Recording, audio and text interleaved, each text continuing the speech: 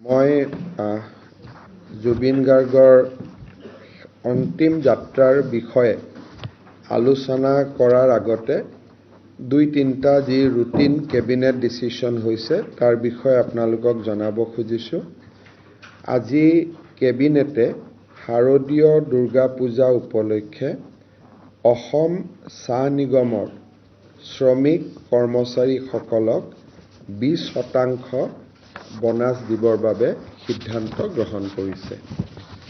অৰ্থাৎ আমাৰ অসম টি কৰ্পোৰেশ্যনৰ অধীনত যিকেইখন বাগিচা আছে তাৰ শ্ৰমিকসকলে শাৰদীয় দুৰ্গা পূজা উপলক্ষে 20% বোনাছ পাবলৈ সক্ষম হ'ব। আজি আমাৰ কেবিনেটে কচুতলিত 10ম অসম পুলিচ বেটেলিয়ন এটা নিৰ্মাণ কৰিবৰ বাবে 260 কোটি টকা অনুমোদন জনাইছে। আমাৰ ৰাজ্যত 5,000 লোক বহিব পৰাকৈ আমি নিৰ্মাণ কৰি থকা জ্যোতি বিষ্ণু প্ৰেক্ষাগৃহটোৰ পৰিচালনাৰ দায়িত্ব শ্ৰীমন্ত শংকৰদেৱ কলাক্ষেত্ৰ ছ'চাইটিক দিবৰ বাবে সিদ্ধান্ত গ্ৰহণ কৰিছে। আমাৰ ছায়েন্স এণ্ড টেকন'লজি ডিপাৰ্টমেণ্টৰ অধীনত কাম কৰি থকা 65 গৰাকী ছায়েন্স আৰু মেথছ ফেচিলিটেটৰক মাহিলী দৰমহা 34,800 টকালৈকে বৃদ্ধি কৰা হৈছে। তেওঁলোকে এতিয়াৰ পৰা CPF পাব আৰু লগতে বাৰ্ষিক 5% ইনক্ৰিমেণ্ট পাব আৰু মুখ্যমন্ত্ৰী লোকসেৱা আৰোগ্য যোজনাৰ অধীনত মেডিকেল ট্ৰিটমেণ্ট বা মেডিকেল চিকিৎসা পাবলৈ তেওঁলোক সক্ষম হ'ব। আজি আমাৰ কেবিনেটে অসম লোকসেৱা আয়োগৰ প্ৰিলিমছ পৰীক্ষাৰ প্ৰশ্ন কাকতখনো অসমীয়াতে কাটিবলৈ সিদ্ধান্ত গ্ৰহণ কৰিছে। এতিয়ালৈকে মেইনছখন অসমীয়া ইংৰাজী দুয়োটাই কটা হৈছিলে। প্ৰিলিমিনাৰী কুৱেশ্যন পেপাৰখন অসমীয়াত ইমান দিন কটা নহৈছিলে। এইবাৰৰ পৰা আমাৰ কেবিনেটে প্ৰায় 80% অসমীয়া অনুবাদ হ'ব, কিন্তু তাত এটা কম্প্ৰিহেনশ্যন বুলি এটা সৰু পাৰ্ট থাকে, সেইটো অসমীয়া অনুবাদ কৰা অসুবিধাৰ কাৰণে সেইটো ইংৰাজীতে থাকিব। বাট আদাৰৱাইজ গোটেই কুৱেশ্যন পেপাৰখন প্ৰিলিমছত প্ৰথমবাৰৰ বাবে ইংৰাজীৰ লগতে অসমীয়াও ইন্ট্ৰডিউচ কৰা হ'ব। এইকেইটা আমাৰ কেবিনেটত লোৱা সিদ্ধান্ত। এতিয়া মই জুবিন গাৰ্গৰ আমাৰ সকলোৰে আদৰৰ মৰমৰ জুবিন গাৰ্গৰ সমাধি বা অন্তিম যাত্ৰাৰ বিষয়ে আপোনালোকক কেইটামান কথা জনাব খুজিছোঁ। ৰাজ্য চৰকাৰে আমাৰ ৰাজ্যজোৰা যি শোক পালন কৰিছিল সেয়া অহা কালিলৈ আছিল, অৰ্থাৎ 23 তাৰিখলৈকে। আজি কেবিনেটে সিদ্ধান্ত গ্ৰহণ কৰে যে আমি 24 তাৰিখে 22 তাৰিখলৈকে আমি ৰাষ্ট্ৰীয় শোক ঘোষণা কৰিছিলোঁ। কিন্তু যিহেতু বহু লোকে জুবিনক শেষ দৰ্শনৰ বাবে আগ্ৰহী, সেইকাৰণে অহাকালিও জুবিনক আমি ভোগেশ্বৰ বৰুৱা কমপ্লেক্সত ৰাখিবৰ বাবে সিদ্ধান্ত লৈছোঁ, যাতে ৰাইজে শেষ দৰ্শন কৰিব পাৰে। ইয়াৰ অৰ্থ এইটোৱে যে জুবিনৰ অন্তিম যাত্ৰা 23 তাৰিখে অনুষ্ঠিত হ'ব। সেইকাৰণে আমাৰ যিটো ৰাজ্যিক শোক বা ৰাষ্ট্ৰীয় শোক আমি পালন কৰিছোঁ তাক আমি 23 তাৰিখলৈকে বঢ়াই দিছোঁ বা এদিন আমি আৰু আগবঢ়াই দিছোঁ। ইয়াৰ ফলত ৰাজ্য চৰকাৰে পূৰ্বে নিৰ্ধাৰিত কৰি থকা মহিলা উদ্যমিতা যোজনাৰ সভা, অৰুণোদয় সভা, লাঞ্চ ডিনাৰ যিমান 23-24 আমাৰ চিডিউল হৈ আছিল, এই গোটেইবোৰ এতিয়া ৰিচিডিউল হ'ব আৰু ৰিচিডিউল ডেটসমূহ আমি ৰাইজক অৱগত কৰিম। আপোনালোকে ইতিমধ্যে গম পায় যে জুবিন গাৰ্গৰ শেষ কৃত্য সম্পন্ন কৰিবলৈ ৰাজ্য চৰকাৰে দুটা স্থান বাছি উলিয়াইছিল। আমাৰ এটা মনত ধাৰণা আছিলে বা আমি এটা মনত ভাবিছিলোঁ যে জ্যোতিপ্ৰসাদ আগৰৱালা আৰু বিষ্ণু ৰাভা তেজপুৰত আছে, ডক্টৰ ভূপেন হাজৰিকা গুৱাহাটীত আছে, জুবিন গাৰ্গক আমি যোৰহাটত সমাধিস্থ কৰা বা শেষ যাত্ৰা আমি তেওঁৰ অন্তিম স্থান যোৰহাটত কৰাৰ এটা আমি প্ৰস্তাৱ দিছিলোঁ। অসম সাহিত্য সভা, সদৌ অসম ছাত্ৰ সন্থাৰ লগতো এই বিষয়ে আমি আলোচনা কৰিছিলোঁ।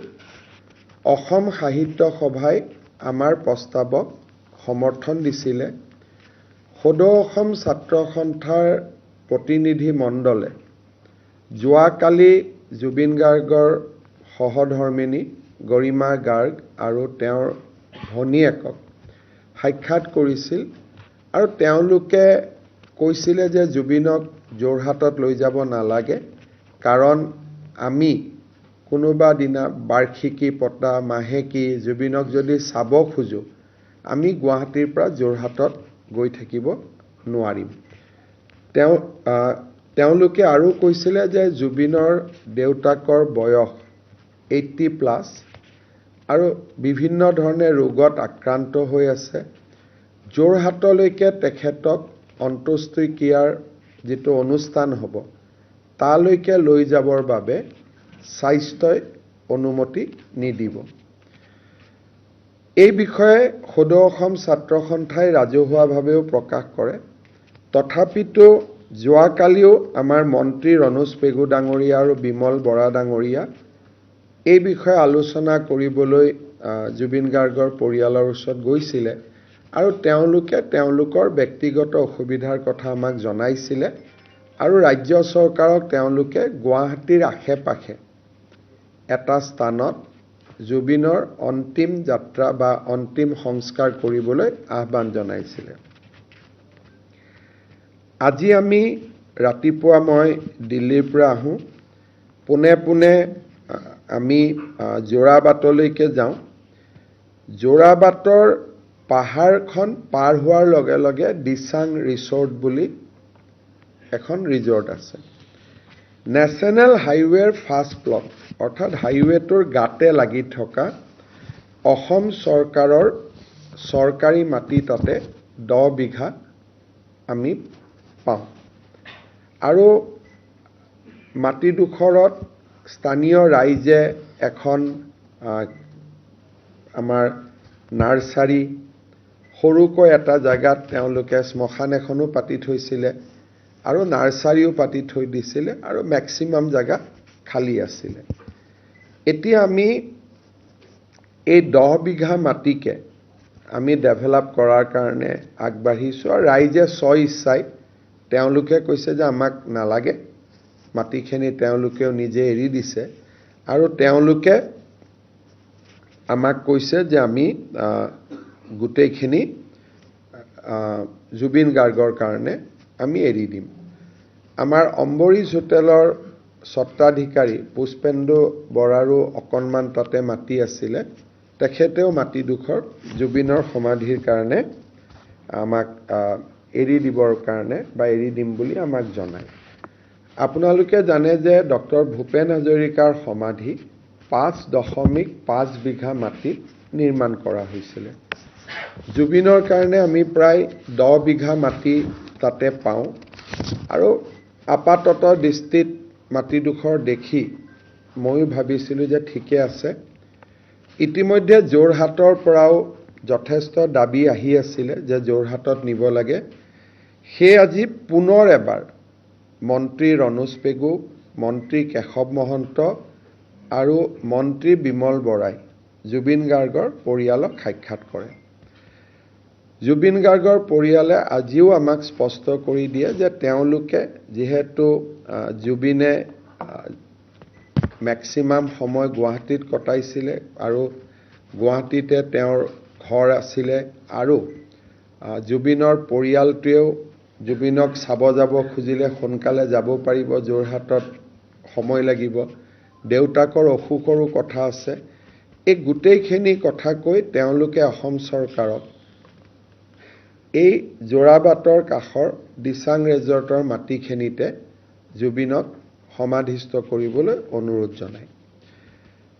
বহু ৰাইজে বিভিন্ন পৰামৰ্শৰে চৰকাৰক অনুৰোধ কৰি আছে, কিন্তু এটা কথা আমি সবেই বুজি পাব লাগিব যে জুবিন গাৰ্গ চৰকাৰী ব্যক্তি নহয়, জুবিন গাৰ্গ চৰকাৰৰ মন্ত্ৰীও নহয়, চৰকাৰৰ বিষয়াও নহয়।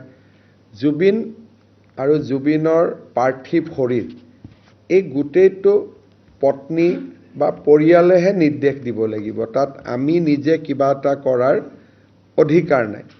যদি কোনোবা এজন চৰকাৰী বিষয়া হ'লেতেন, মন্ত্ৰী হ'লেতেন, চৰকাৰে সিদ্ধান্ত ল'ব পাৰে, কিন্তু জুবিন যিহেতু চৰকাৰী বিষয়া, চৰকাৰী কোনো মন্ত্ৰী নহয়, পৰামৰ্শ চৰকাৰে দিব পাৰিব, কিন্তু সিদ্ধান্ত পৰিয়ালে ল'ব লাগিব, কাৰণ জুবিনৰ পাৰ্থিৱ শৰীৰৰ ওপৰত চৰকাৰৰ কোনো এখতিয়াৰ নাই।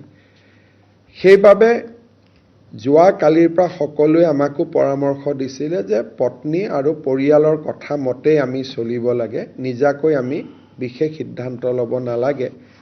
সেইবাবে আমিও কেবিনেটত আজি সিদ্ধান্ত লৈছোঁ যে আমি জুবিনৰ শেষ কৃত্য আমি যিটো কমাৰকুছি NC ভিলেজ বুলি কয়, দিচাং ৰিজৰ্টৰ ওচৰত, সোণাপুৰ বুলি ক'লে বহুত দূৰ বুজায়, সোণাপুৰ যাব নালাগে, একজেক্টলি খানাপাৰাৰ পৰা 7 বা 8 কিলোমিটাৰ, তাতকৈ কমে হ'ব। গতিকে সেই পজিশ্যনটোত ৰাতি মই এতিয়া যামো তাতে, আৰু আমি আপোনালোকেও এতিয়া যাব পাৰিব, যিহেতু অফিচিয়েলি জাগাটো আমি ঠিক কৰিছোঁ।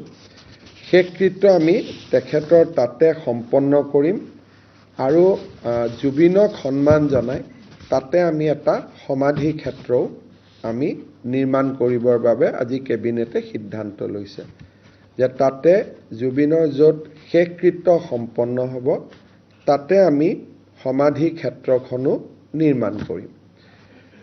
ৰাজ্য চৰকাৰে আৰু এটা প্ৰস্তাৱ হাতত লৈছে যে জুবিনৰ ভস্ম আমি যোৰহাটলৈ নিম, আৰু সেই ভস্মৰ দ্বাৰা আমি যোৰহাটতো জুবিনৰ সমাধি ক্ষেত্ৰ এখন নিৰ্মাণ কৰিম। গতিকে মই ভাবোঁ যে ইয়ে যোৰহাটৰ ৰাইজৰ যি অনুভূতি, সেই অনুভূতিক কিছু পৰিমাণে হ'লেও সন্মান জনোৱা হ'ব। দুই এজন লোকে কৈছে যে যোৰহাটলৈ পাৰ্থিৱ শৰীৰটো এবাৰলৈকে হ'লেও নিব লাগে। যদি আজি কোনোবাই জুবিনক চাইছে, পেটটো ইতিমধ্যে জুবিনৰ ফুলি গৈছে আৰু মুখখনো ফুলি গৈছে, আৰু যোৰহাটলৈকে আমি ডাইৰেক্ট নিব নোৱাৰোঁ, মৰিগাঁও, নগাঁও, জাগিৰোড, এই যিটো যাত্ৰা এদিন বা দুদিনৰ যাত্ৰা হ'ব, সেইটো কোনো পধ্যেই জুবিনৰ পাৰ্থিৱ শৰীৰে সহ্য কৰিব নোৱাৰে। সেইবাবে যোৰহাটৰ ৰাইজৰ ওচৰত মই ক্ষমা বিচাৰিছোঁ। মনত আমাৰ ইচ্ছা থাকিলেও জুবিনৰ পাৰ্থিৱ শৰীৰটোৰ ফালে চাই তেনেকুৱা এটা দুৰন্ত সাহস কৰাৰ যিটো প্ৰস্তুতি, তাক আমি কৰিব পৰা নাই। ৰাইজৰ আৱেগক আমি সন্মান জনাইছোঁ, কিন্তু জুবিন যিহেতু প্ৰাথমিক, আৰু জুবিনক সন্মান সহকাৰে বিদায় দিয়াটো যিহেতু অসমৰ ৰাইজৰ এটা দায়িত্ব বা কৰ্তব্য, সেইবাবে মই যোৰহাটৰ ৰাইজৰ আৱেগক সন্মান জনোৱাৰ পিছতো তেওঁলোকৰ অনুৰোধ ৰক্ষা কৰিব নোৱাৰাৰ বাবে মই বিনম্ৰতাৰে সৈতে ক্ষমা খুজিছোঁ। জুবিনৰ পাৰ্থিৱ শৰীৰ অহা পৰহি অৰ্থাৎ 23 তাৰিখে ৰাতিপুৱা 8 বজাত আমি সৰু সজাইৰ পৰা লৈ যাম, বা ভোগেশ্বৰ বৰুৱা কমপ্লেক্সৰ পৰা লৈ যাম। যিটো জাগাত আমি সমাধিস্থ কৰিম, সেই তাত যিহেতু নেশ্যনেল হাইৱেৰ লগতে লাগি আছে, সেইকাৰণে পৰহি 2টা বজালৈকে আমি নেশ্যনেল হাইৱে ট্ৰাক গাড়ী একো চলিব নিদিওঁ, যাতে গুণমুগ্ধসকলে নেশ্যনেল হাইৱেটো তেওঁলোকে স্থান ল'ব পাৰে। 10 বিঘা বা 15 বিঘা বা 12 বিঘা মাটিত 5-6 হাজাৰতকৈ বেছি মানুহ নিশ্চিতভাৱে যাব নোৱাৰে। সেইকাৰণে মই জুবিনৰ শেষ যিটো যাত্ৰা সেই শেষ যাত্ৰাত মই আশা কৰিম যাতে তাত যিহেতু ধৰ্মীয় কাম কাজ হ'ব সেইকাৰণে আমি যিমানখিনি মানুহ নগ'লে নহয় পৰিয়ালৰ মানুহ বহুদিনে লগত লাগি থকা মিউজিচিয়ান সাংবাদিক আমাৰ ৰাজ্যপালকে ধৰি যিখিনি মানুহ নগ'লে নহ'ব যিহেতু এইটো ষ্টেট ফিউনাৰেল গতিকে ষ্টেট ফিউনাৰেলৰ লগত জড়িত ৰাইজে গ'লে ভাল হ'ব আৰু বাকীখিনি সমাধিস্থল যিহেতু মুকলি থাকিব সকলোৱে যিমান দিনলৈ বিচাৰে সমাধিস্থলীত গৈ অনুষ্ঠানৰ পিছতো শ্ৰদ্ধা জনাব পাৰিব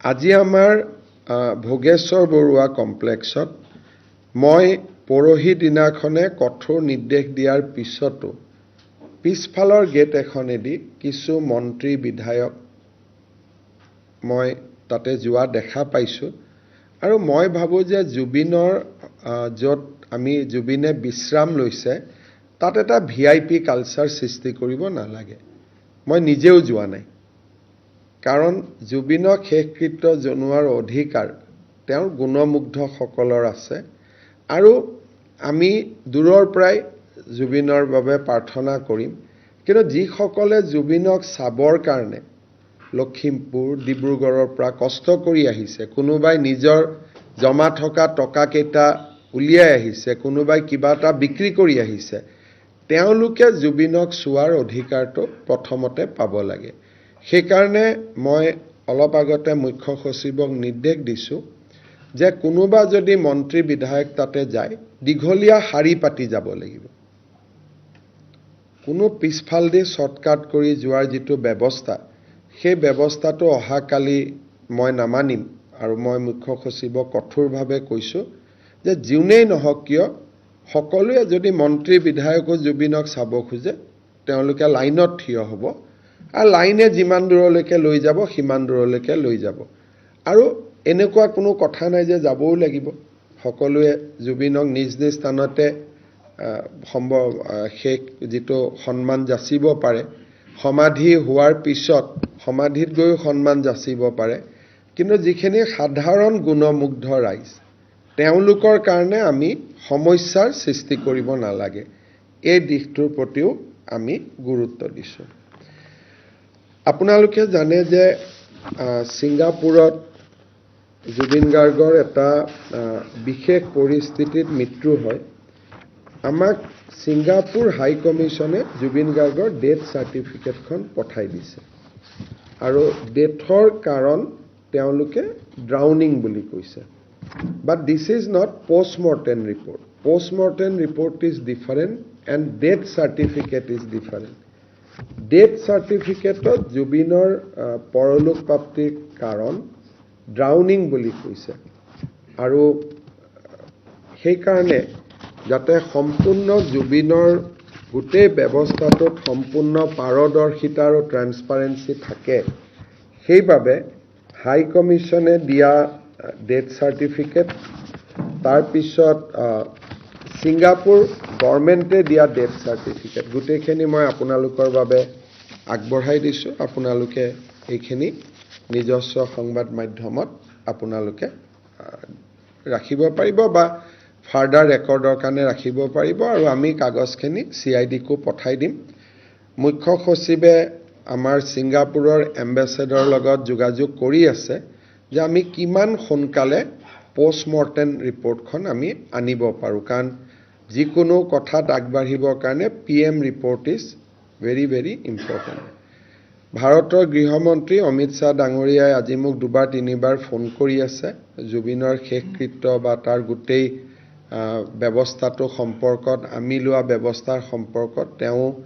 নিৰীক্ষণ আৰু পৰামৰ্শ দি আছে আৰু যি ধৰণে তেওঁলোকে সহায় কৰিব পাৰে তেওঁলোকে আমাক সহায় কৰাৰ প্ৰতিশ্ৰুতি দিছে তথাপিতো মই কৈছোঁ বিশেষ সহায়ৰ একো প্ৰয়োজন নাই আপুনি খবৰ ৰাখিছে সেইখিনি আমাৰ ধন্যবাদ তথাপিতো তেওঁ নিৰন্তৰ খা খবৰ লৈ আছে সেইখিনি কথাও মই আপোনালোকক জনাব খুজিছোঁ মোৰ ফালৰ পৰা এইখিনি আপোনালোকে যদি কিবা সুধিব খোজে সুধিব পাৰে চাওক ইয়াতে ভিআইপিৰ গোটেই কালচাৰটোকে কোনোবা আহিলে আহিব পাৰিব, কিন্তু মই যে তাতে নিজেও গৈ থিয় হৈ থাকিব পাৰিম ময়ো আশা কৰা নাই। কাৰণ ৰাইজে যি ধৰণে গোটেই ব্যৱস্থাটোক আগুৱাই লৈ গৈছে, এজন মন্ত্ৰী, কেন্দ্ৰীয় মন্ত্ৰী, মুখ্যমন্ত্ৰী যাবৰ কাৰণে 4-5খন চিকিউৰিটি গাড়ীৰে সেই জাগাটোত গৈ বহা, আহিবৰ কাৰণে সকলো আগ্ৰহী, কিন্তু গোটেই পৰিৱেশটোৱে গুণমুগ্ধসকলে হাতত লৈ লৈছে। ময়ো যে গৈ তাতে বহিব পাৰিম সেইটো ময়ো নিজেও নাজানো। সেইকাৰণে পৰিৱেশবোৰ যে ডেফিনেটলি